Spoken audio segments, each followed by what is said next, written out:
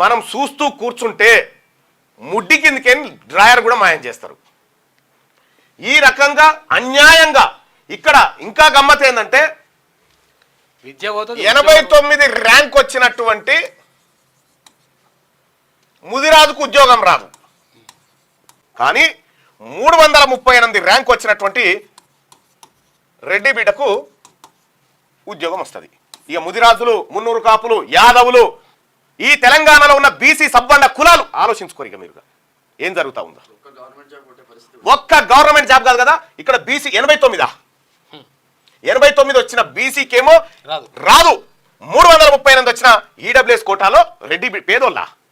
ఇందులో ఉన్నటువంటి అసలైన పేదలకు దక్కకుండా అసలైన పేదలకు దక్కకుండా నిట్ట నిలువున దోపిడీ జరుగుతా ఉంది. తెలంగాణ రాష్ట్రంలో దోపిడీ జరుగుతా ఉంది. ముఖ్యమంత్రి రేవంత్ రెడ్డి గారు మీ హయాంలో మీరు నిజంగా మీకు ఆ పార్షాలిటీ ఉంటే మా రెడ్డి వాళ్ళ కోసమే ఇది ఉండాలని మీరు అనుకుంటే చెప్పండి సార్, మేము కూడా అదే తెలుసుకుంటాం.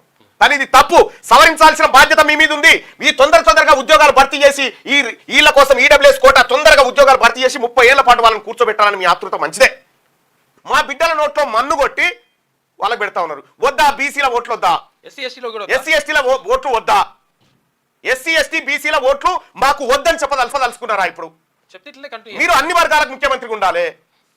మీకు 2 సార్లు రిప్రజెంటేషన్ ఇచ్చిన, నా రిప్రజెంటేషన్ లో కూడా తప్పు లేదు.